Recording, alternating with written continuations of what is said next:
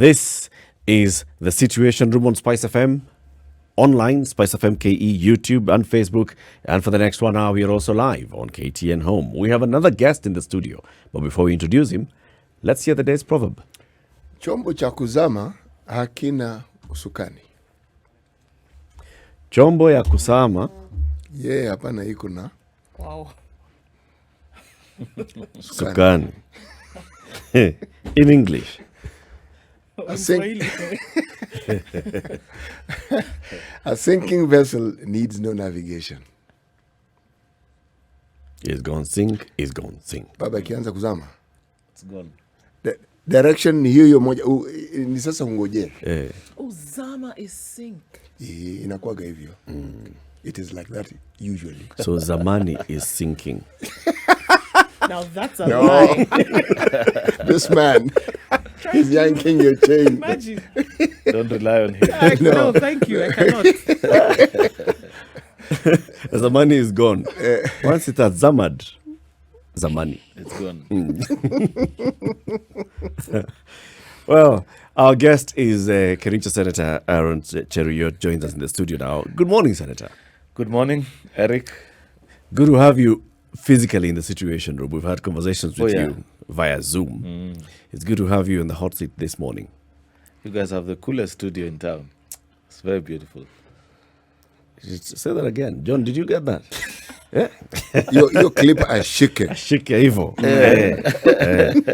Rudia kwa wale ambao hawakusikia mara ya kwanza. Of all the radio stations I've been to, and I've been to virtually all of them in this city and out of it, this is the coolest. Wow. You are the cool kids in this town. Nyinyi ndio mnafanya kazi pali mambo iko sawa.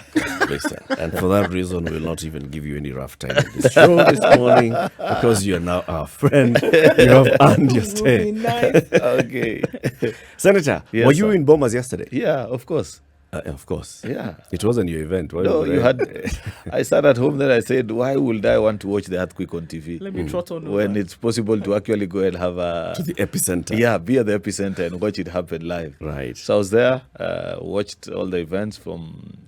Not that we joined in at the second part of the function, which is after the NDC, because the first one was a purely ANC affair, where they were passing resolutions as in ANC delegates. Then after on, the rest of us joined in. Right. Yeah. And when you joined in, some people walked out. Yeah, I was shocked, man. How do you go to, say, someone's wedding, then while you're seated there, a friend of theirs who probably isn't your friend walks in, and you walk away? I don't know. I Maybe find that... because the people you went to see get married, the groom has changed. No. No? That was extremely intolerant. Or, I don't know. Or I would have used more harsher words, but part of those who walked away are my colleagues. So we have this sort of like a bro code. You don't go too hard on each other. But I want to meet them, specifically maybe my colleague, because tomorrow we have Parliament tomorrow, and ask Gideon, what was it about? I don't get it. Is it there's somebody they fear in this town? You know, probably that later on they'd be pinched a good one and asked, why were you seated in that room with so and so? I don't know. We'll get to know. But Senator, Yeah. you know, when we repealed Section 2 of that Constitution. other constitution, Yeah. and we opened up our political space and then opened it further when we promulgated this new constitution. And then it came with all these rights, which I like to call permissions. Yeah. I think every once in a while we get surprised when people actually exercise those rights. Yeah. They have the right to accept the invitation. Yeah. They have the right to decline the invitation. Yeah. They have the right to stay. They have the right to leave. Yes. Okay. I am simply saying that sometimes Yeah. this issue of rights, we are never really going to get to a point where we think we've understood it fully. We are always learning something new. Because I feel, yes, the optics, given that it's politicians in a political setup, Yeah. but politicians also have rights. Yeah, it's true. It's true. Which sometimes, you know, what is it that they say about rights? That yours begin to end the minute they interfere with the rights of the next person. Basically, they were within their space to exercise their right to but also I felt that they interfered with the rights of ANC party and delegates, especially the right to associate, because it's a very sacrosanct right within our political setup, because you know where we've come from. Back in the day, you used to be told you cannot even interact with kids of so and so. Forget about the person, even his own children were ostracized out of society, and you're told, please never mix with those people. They are bad people. We are trying to build a country where people can build bridges of friendship. Right. But here we are. It's clear we still have work to do. It is what it is. Yeah. Senator, you listened to the speech by His Excellency Musalia Mudavadi. Yeah. And what did you make of that speech?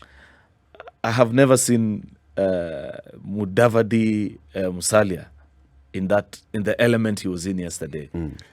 Maybe I'm part of the victims who have, the unfortunate thing is that most of us, and I didn't know, listening to Musalia yesterday is when I learned that actually we could all fall victims of judging people based on what we've been fed about them.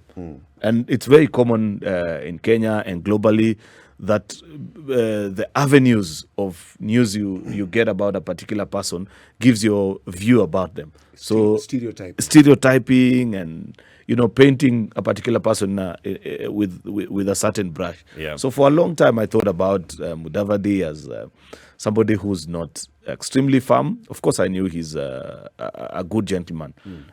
He doesn't pick up fights too easily, but he didn't appear like somebody who could take a firm stand against topical issues such as what he did yesterday. I've always known that he's passionate about the economy and debt, but that's just about it. But yesterday you heard him now speak. Oh my goodness. And he said, let me quote about some of the things that you were saying, Mudavadi. He says, those who should care are engrossed in political self-preservation, grand corruption in government. If we do not create jobs for the youth and generate wealth, our country will explode. He went on to say, I don't know about you, but I don't want to live on my knees in my own country. How can we be proud that the government has bankrupted itself and the people? How can we accept to live on our knees? Kenya is at a dangerous crossroads. And he was referring to how this Jubilee administration has basically taken leadership in this country over the last 9 years. You have served in the Jubilee administration. Yeah. You are their supporter. You're a senator. Elected on Jubilee. Elected on Jubilee. Were you feeling a bit uncomfortable when you were saying all those things? Of course, you have to feel uncomfortable, because he described an administration whose promise or the promissory note that they gave to the people of Kenya from 2013 onwards was good development, employment opportunities for young people, democratic space. We sort of delivered it when we began this journey from 2013 to 2017. That's why when we went back to the Kenyan people, they agreed with us, and actually they voted us back into office with a bigger margin than they gave us in 2013. But somewhere along 2018, something called the handshake actually happened. And you probably, if you had read a little bit down further that particular speech, he captured it quite aptly, because he asked, while all this is happening, where are the so-called handshake partners? Because let's face it, we live in a political situationship, if I may call it that way. Yes, you have a president and his deputy, but they're not in sync. They don't consult on government functions anymore. Everybody is going about that which they consider to be right. The person who moves around claiming to be part and parcel of government is former premier. They are now properly in leadership. Most of the major committees actually of parliament, if you talk about education, finance, health, they're actually led by members of his own political party. So they choose and give direction. You know for a fact that on many occasions, they have proudly moved out of the political space and spoken about how they can get anything done in parliament. And you are always reminded that you are now in the minority. So when he described the kind of situation we find ourselves in, it gives a bitter, sweet memory for those of us who are members of the Jubilee Party. Because on one hand, we carry the blame. On the other hand, our hands are tied. There's basically nothing we can do. The last time I saw my party leader is early 2018, immediately after the election. Since then, he's never invited us. Every time he sends out invites, we just hear that people have gone to State House. But us as members of his political party, we are not part and parcel of this administration, unlike what was previously. Because I do recall, last time I was still in Senate, and on many occasions when there were major decisions that were being made about policy and how to move a country in a particular direction, we'd have parliamentary group meetings, and there'd be a robust debate before you arrive on a particular decision. But this new trend that has emerged about party position, and people come and do anything that they've been asked to do, it's quite strange to us. So Musalia beat us a good one, but he also captured it quite well because he lives in Kenya. He doesn't pretend to be the only stranger in Jerusalem and want just to ask us questions without putting it into context, because there's this momentous thing called the handshake that happened that left many of us outside.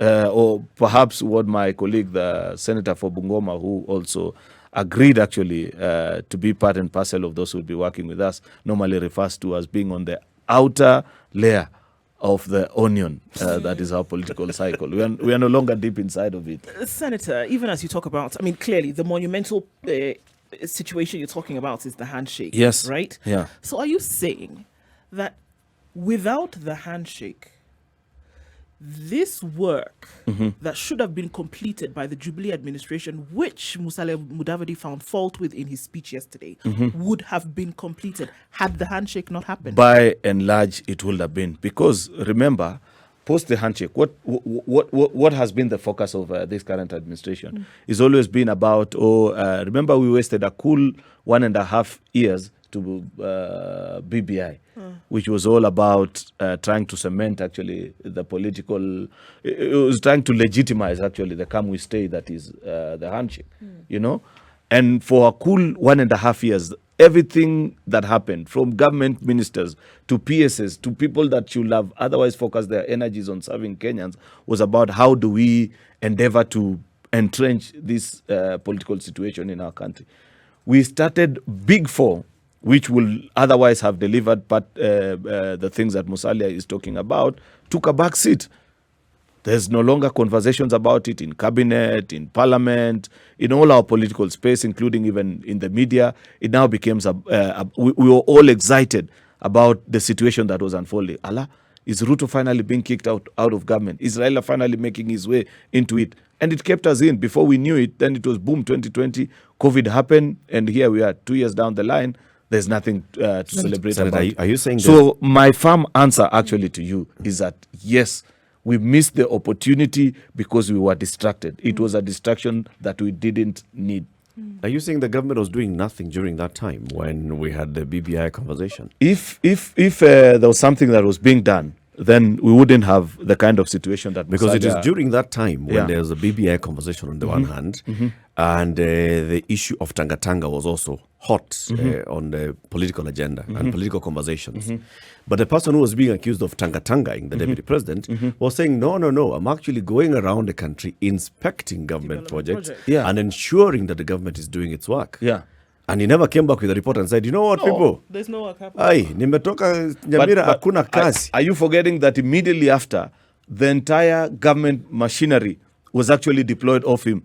While you'd previously find in a situation where if he was going to open a water project, you'll find the ministry officials there, the local water authority body officials will be there to receive him so that he'd listen to views and feedback from the citizens and say, Mr. Deputy President, while we appreciate this particular water project, down the drain, this and this wasn't done in a right way, or we'd wish if this water had been pushed along, a little bit longer to get to a particular village, you know, and you'd get that feedback. And when he rose to speak, he'd say, okay, Bwana PS, I hope you've heard what the people are saying, that while they appreciate that we push this project to a particular village, it will make more sense if we perhaps diverted it at a particular point.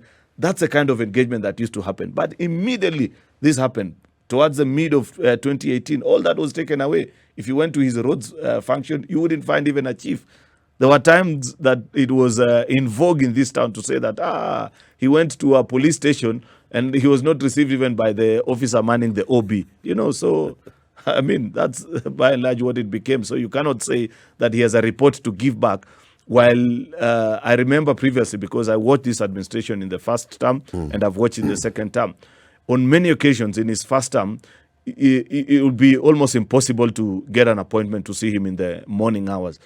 The political class and members of parliament, our engagements with him were mostly in the afternoon. The whole of his morning was spent with government ministers and state parastatal officials working on basic things. By mid of 2018, it became an open secret across government that he should never be seen anywhere near Harambee Annex and his current office. So, I mean, so that is what it is. But Mheshimiwa, this didn't happen in a vacuum.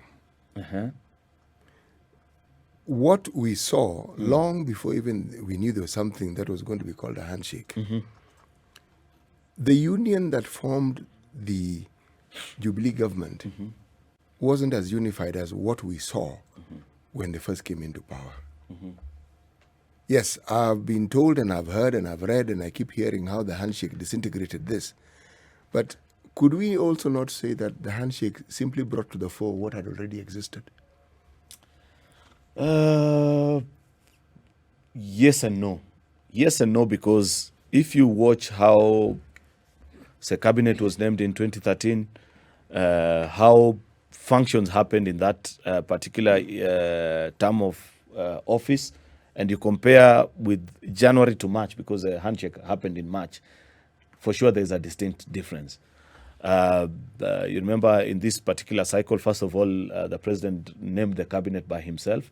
And I remember many of us just curiously asking, this thing used to be joint. This thing used to be a joint affair.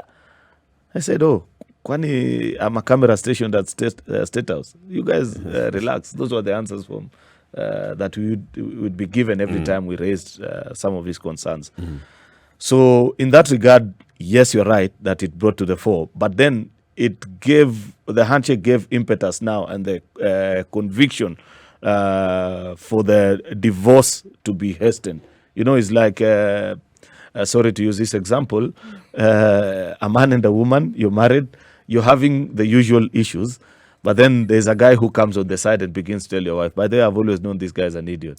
Of course, you can't be you can't be blamed entirely that you broke the marriage.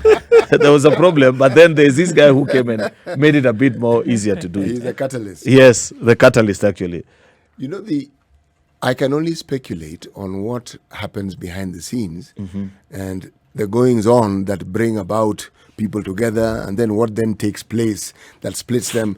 One can only speculate. But if I put that discussion aside, and I now look at what we currently have, we have an interesting situation in the country politically, and it looks like we're set for a competition such as we have not seen in our political history. Okay? The thing that I have seen that I have loved is how it is every political contestant is able to actually go right around the country. Every once in a while you hear an issue like the one we saw in Embakasi. Yeah, Jacaranda last 2 weekends ago. Yes, but by and large, people traverse the whole country and they are able to sell their agenda. Now, my question, in your opinion, is the statement I've made, in your opinion, representative of what you actually see and know, because you are the politician? I'm merely a talk show host. No. You're well informed. You're not just a mere talk show host. You know what's happening, and you have your pulse in the right place with regards to what's happening in our political space in Kenya. That's quite true, what you've said, and it gives me hope that the deputy president can go to Homa Bay and be in Mbita town, address a huge rally, and people turn up and listen to him. That he can go to Kondele and do his rally.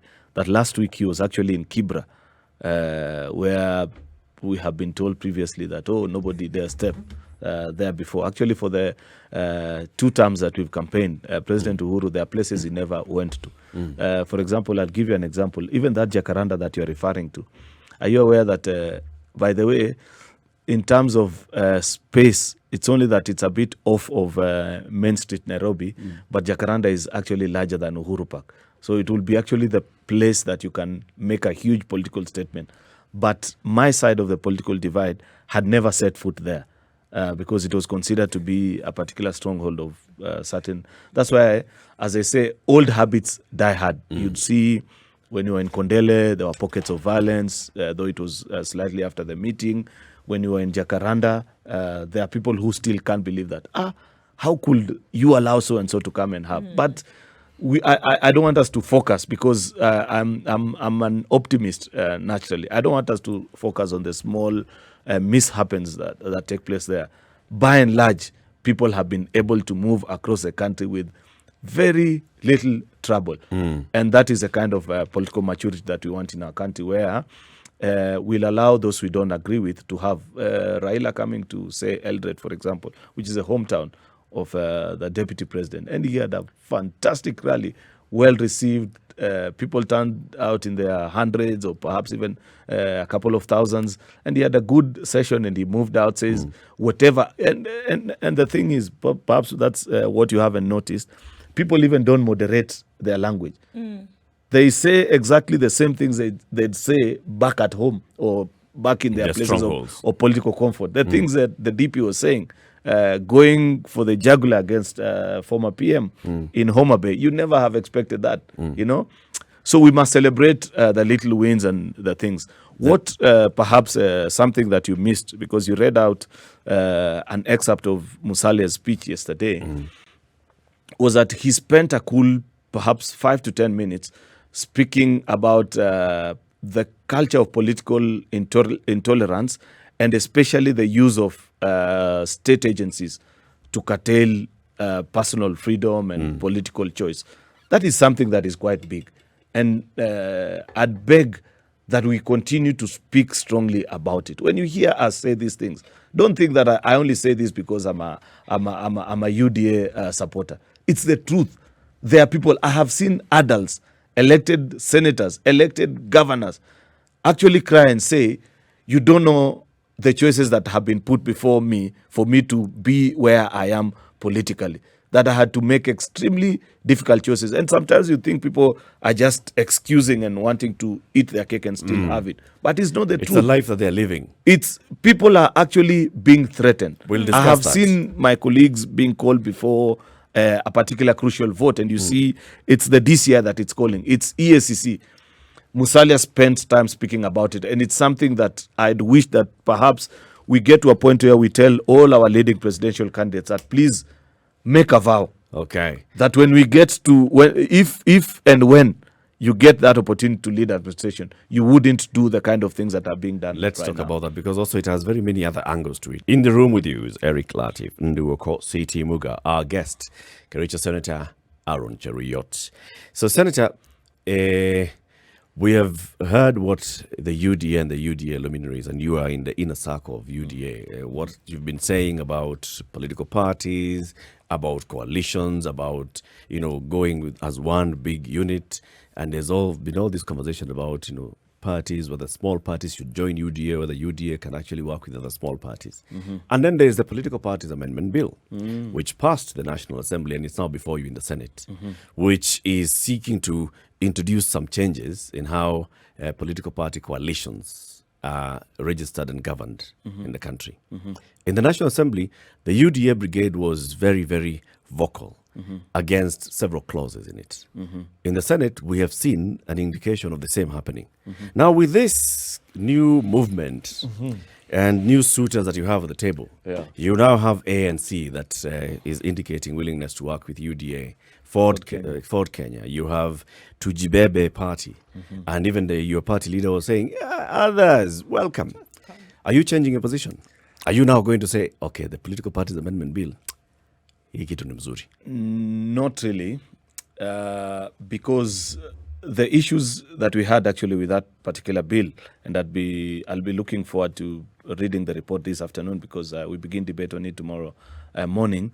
Most of them are constitutional and some of them we are opposed to because of their obviously not being practical in our political setup, it doesn't favor us as a party. I'd begin, for example, with why we still feel it's wrong to have a coalition political party. We are not opposed to coalitions. That's the mistake that many people confuse about what our stand on this issue is. But many of us strongly feel that it's not constitution. What the constitution defines as what is a political party, and mostly it's interesting if you read through our constitution, it mostly dwells on what a political party shouldn't be more than what it is. If you have a coalition political party, there are certain fundamental issues that we feel will be in violation of a constitution. And we have gone ahead to cite certain examples and say, if you have a political party that is strongly distinct in its views, say, on the economy, how you want it managed, because we haven't gotten, in terms of our politics, to a point where you'd say that there are political parties that are strongly pro certain issues and against the others. So it's mostly about issues that matter to the daily lives of Kenyans. And we thought that in the context and the way it is drafted in that particular law, we were not so comfortable with it. And the fact that you're trying to force people and say, instead of having your own distinct political party with the things that you're known for and what you believe in, you now work in a coalition, but not you don't retain your sense of identity. You lose it and sort of amalgamate into something, one huge thing that cannot be told to represent a particular leaning. That was a challenge to us. The second, though, to me that was mostly problematic is with the additional powers that are being granted to Section 22 rather, that are being granted to the Registrar of Political Parties, that before you do your nomination, say for us in April, the Registrar of Political Parties will have to grant to UDA the list of registered members of UDA in Kericho County, and say maybe it's 2,000, 3,000. For those of us that have come from political parties that are strongly dominant in various regions of a country, and being in a political space now for a number of seasons, this will be my third season in it, I know for a fact that many people don't like to register. But when it gets to the day of nomination, they say, kwani there is another chama in this region. We all belong to this political party. If we get to a point where people come to Kapchebet Primary School, which is my home village, and they are told, out of all the 100 of you, the registrar has only approved 4 of you to vote, the person who would be most accused is me, the leader who's seated in office. Because they say in Ukora, Senator amefanya huko Nairobi, that now they want to limit us. So it is not well thought out. While that would be the ideal situation, it is not being done for the good of a country. It is a self-serving initiative by 2 main political parties. That is ODM and Jubilee. Why are they doing that? With Jubilee? Jubilee, my former party. You know, it still exists in certain extents. And the reason, the truth of the matter is that as Jubilee, what we did is that we went and picked national identity card register and simply said, okay, if it's Kericho, chances are 99% of the people, they support Jubilee and they were registered into it. They now don't want to lose those members. They want to make it practically impossible for those members to exit. We have seen the Registrar of Political Parties act in ways that are less than dignified, of what is expected of a public. So let me get it, because so if you grant her you've power, brought in a new angle which hasn't actually been discussed publicly. Yeah. So your fear is that the current members of certain political parties, say Jubilee has members in Kericho. Yeah. UDA does not have many members in Kericho. This is the time that you are registering members. So you end up not having many members. Yeah. But then why don't you just register your members? She's made it extremely difficult. And we've said, and you need to host her and tell her that her job is not to do gatekeeping for the state and all this kind of business. Do you know what it takes for a villager down in Kericho to register to become a political party member? Tell me, what does it take? It's a lot. You've got to first of all resign. There's a form, a separate form for resigning from the political party you're in. You wait for her to upload and say, okay, now you're no longer a member of X political party. Then now you be granted another form that allows you to register. And even at that point of registering, it's not yet done when UDA clerks move around and register people until she comes and approve it here in Nairobi and say, okay, now my records reflect that Ndu is a member of Y political party. She's made it cumbersome and extremely difficult. Her office is supposed to be facilitative, ensure that people can join and leave political parties as they wish, because that's our democratic space. But you can see that she's being remote controlled from somewhere. Remember, the reason why I mentioned Jubilee and ODM is that Jubilee and ODM have lost their appeal politically. They cannot attract members beyond 3 or 4 or 5 out of the 47 counties in this region. That's why they want to lock in people. If you, for example, let me just give you a further example. As per my records, because I work so hard to push the brand of UDA in Kericho, we have close to 200,000 people that have now resigned, because what we went is that we printed and made those forms for one to resign and join a political party. And we have it safely done, uploaded in the system that actually ORPP gave it to us. But if you go to their records as is right now, they'll tell you that as per our records, only 6,000 people have registered. Now, tell me, it's April the 20th. People of Kericho love UDA. 90% of them, or 99% actually identify with it. But then they are told only 6,000 of you will determine who becomes MCA, MP, senator, governor. I mean, it'll be chaos. What's the process right You know, now? As so you the upload- problem when is when you upload those forms Yeah. onto the ORPP, this system that they portal, develop. Yeah, what should happen next? she needs to immediately upload it, and perhaps, because these are ICT basic things, I mean, it's just in putting your name, ID number, and the rest of the details. By maybe an hour or so, you should be able to check up online and say, oh, finally, I've been able to move to my political party of preference. So how But long she is has it taking made it. now to make it seem as though The stories actually I'm telling you are happening? stories of December, not even December, as early as October of last year.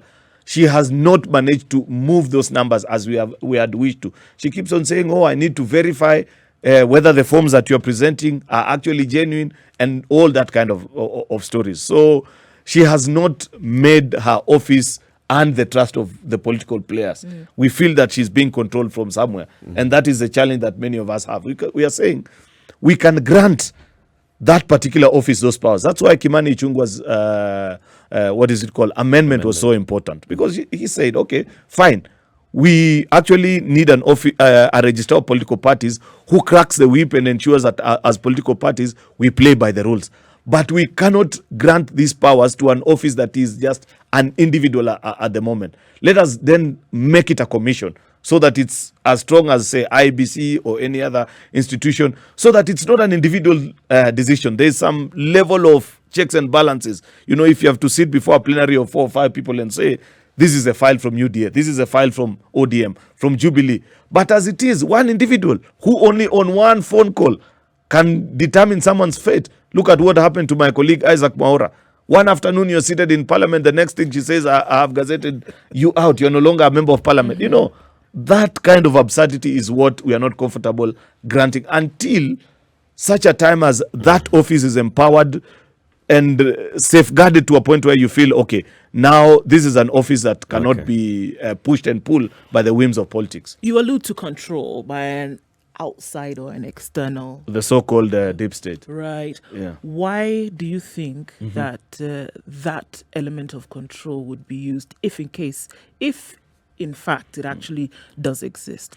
For what purpose? It's because the so-called deep state have a project that they want to shove down the throats of Kenyans. That project is none other than Raila Odinga.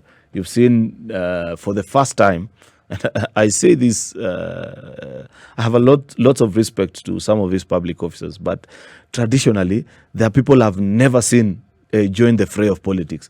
But I increasingly see you find even the director of public prosecution. I've seen him in a rally, in Mandera, in Isli. You know, this is the guy who will make a decision on who to charge and not to charge, taking sides in a political contest. I mean, we have sunk so low as a country. I think we're about to discover oil.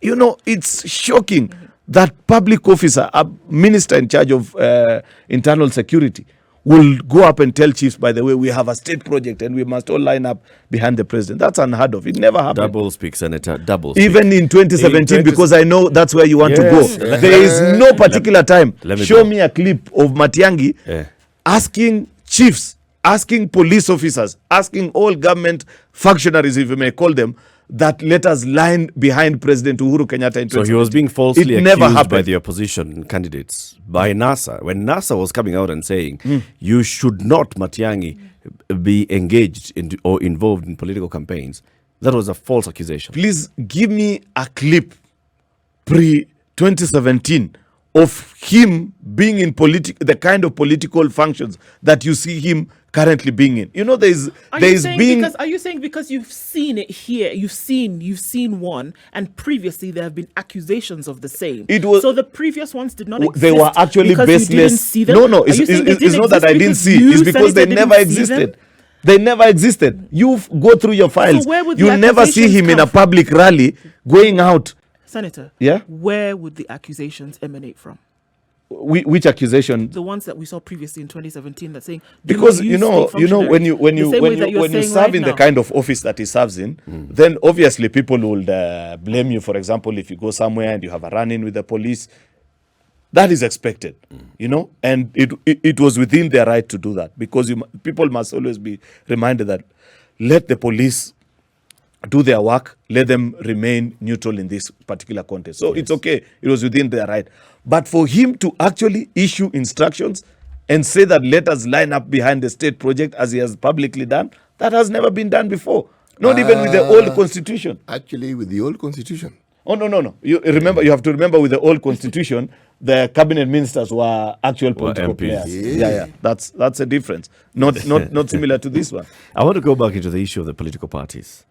Is UDA comfortable working with other political parties? Yes, we are. But I'm asking this with the context of what we have seen. Yeah. UDA, let's just look at the Mount Kenya region. Moses Kuria's Chama cha Kazi party. Mwangi Kionjori's TSP party. And others that have tried to come and work with UDA in, fielding candidates. And what did they receive? Some serious whips. From who now? From the leadership of UDA. Why are these parties not comfortable with UDA now? This is a thing about political party coalitions and what you see us trying to build. It's almost like a business. You've got to be strategic about it. It's not just a matter of, by the way, who has a political party, the way smokers will ask each other for a cigarette. Hey, wait, nani yako naye? Let's be serious about it. Today? Yeah. Okay. It's... They've got to be a competitive advantage that working with a particular player gives you. For example, there is something that is unique to ANC, for Kenya, and any of these political parties that they've been able to actually put on the table and say, with us, if you work with us, it gives you an advantage with the following regard. But so far, the other political parties that I keep on hearing people refer to as say, oh, you guys haven't formally shown enthusiasm and desire to work with, is because probably we haven't reached that point where we see their strategic value. Probably at this point, there might not be. It doesn't mean that in future, they are completely ruled out. But at that particular time, for example, if you've begun a political party and you're trying to grow it across, say, certain regions of a country strongly or even nationally, you'd be a fool to immediately concede without some form of tussle and, sizing each other up and say, okay, I give up and I concede that you're stronger in this particular part of the country or demographic, if it's about with young people or with workers, those kind of things. And you say, okay, I do reckon that you do well with them, then let's partner. You've got to be strategic about it. Here in this coalition that you're trying to force. Who? Does Tujibebe wa Kenya party of William Kabogo stand a chance? That's a tricky question for me to answer, because one, you have to remember that even as we speak right now, there is a parliamentary group meeting of UDA allied members of parliament and governors that's going on. And I know for a fact that part of the things that are being discussed include what you're asking me. But I can give you my personal opinion about it and say, I do not see at this particular point any strategic advantage that they bring to us. It's not that, for example, there's a demographic of people within Kenya, of voters, that UDA is struggling with, that Tujibebe will give us, a leeway or a path to entry if we teamed up with them. If they are able to grow their fold and it gets to a particular point where we realize that actually there's a constituency that they have which we have no ability of reaching out to, I mean, at that particular time, we'll get to agreeing. So do I hear you saying, for instance, if we're to speak hypothetically, that if, say, ODM indicated they wanted to work with UDA, that UDA would be willing to work with them? If it helps us achieve our primary objective. Remember, our distinction with them has always been, while they're obsessed with the power dynamics of a country, who becomes what, ours has always been about empowerment. And that has been the strength. There's something unique, by the way, about what you hear us refer to as a hustler nation.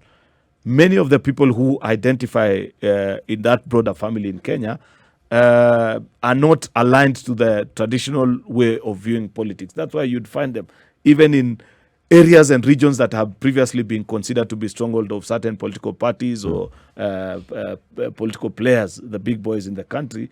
There are people who are keen and listening to us right now and saying, this makes sense better than what we've been sold in the past. So if they are able to show us that there's something that they help us achieve, then by and large, they're welcome to work with us. Senator, speak to this reality. The reality here is any political party, any political player that joins a William Ruto campaign is basically coming in as a junior partner. Why? Because the deputy president can only vie for the presidency or step out of the race altogether. Yes. The constitution bars him from running as deputy president a third time. Yeah. So anybody else will just be junior. So with all what you are hearing Musalia Mudavadi speaking yesterday, he's basically speaking like that, championing for a vice president position. Not necessarily. I mean, he made his speech yesterday. By the way, did you keenly listen to what the deputy president said during his speech? He said, it's where it has reached. There is a bigger goal that is bigger even than William Ruto being president or Musalia being president. It's a convergence of forces that are rising up to a threat to our democracy. It's okay. Which is what is currently happening. It's okay. So Musalia and Wetangula are going to jostle for deputy president and any other even that president, even presidency is possible. Why are you ruling them out? Actually, as in William Ruto can actually step yes, down. it's possible. In all of this? It's possible. Can step aside because what you're saying is that the bigger picture here, the greater goal is for the empowerment of Kenyans. It's not about William Ruto becoming president. I feel like giving you a pat on the back because high five actually, because you've said what I've been trying to say all morning. Is that reality? Let's just be my friend. Is there any possibility on this earth? Let me give you that all the work that he has done since 2017, even before, so that somebody else can come and take over. William Ruto can actually say, you know what? There come a time when the country is bigger than an individual. And I am therefore not going to run for president. It is very possible. Sincerely. Can we be sincere in this moment? Okay. Senator. I don't lie. Okay. What I'm telling you is that the bigger threat that we have, if you hear Musalia say, and he gives a quote and say, it is better to die on your knees, to die on your feet than to live on your knees for the rest of your life in your own country, is because there is a certain reality to which these political players are speaking to. People are being forced and chaperoned in a particular political direction in a way that you're thinking, are we in Kenya anymore? So that particular threat, people say, and the general thinking of those that identify with us and say, we must bring an end to this arrogance, this bravado where you're telling others that you're lesser human beings than the rest of all of us. And that is a bigger threat to us than who becomes president. If the arithmetic happens to favor even my colleague Moses Wetangula, have it. But let him be a presidential candidate. There is no problem. My question will elicit a discussion, so I will not ask it. No, can I say something just before? Yes. There's a question that you asked about why we are so strong about this idea of building a strong political formation, and it has even appeared as if we are stamping down on the rest of our political friends who are political parties. Let me give you a story from just a short one from the inner sanctums of power. That at the height of this push and pull between the president and his deputy, where it was increasingly becoming clear that they were pulling different directions, the one thing that William Ruto asked Uhuru Kenyatta to allow him then to keep, out of this fallout of theirs was a Jubilee party. Because he strongly felt this vibe that he keeps on speaking about, a strong national political party that represents the diversity of our nation, but is identifiable in a particular, with a particular thinking. I guess he has gotten to that particular point in his political career where he strongly feels that is what can move this country forward. Because a giant political formation party, where you have everyone and the minorities actually stand a chance than with their small little political parties. Look at Senate and National Assembly. You think Adan Duale, coming from such a small community, will ever have risen to such a powerful office as being a majority leader? Kipchumba Murkomen, my colleague, he comes from such a small, tiny community. But when you're part of a bigger political formation, your skills and giftings can lift you up to. Senator, thank you for joining us. And we look forward to that moment where it could rain and pigs could fly. Where William Ruto could say, Musalia Mudavadi tosha. Or Moses Wetangula. Asante sana for joining us. Good morning.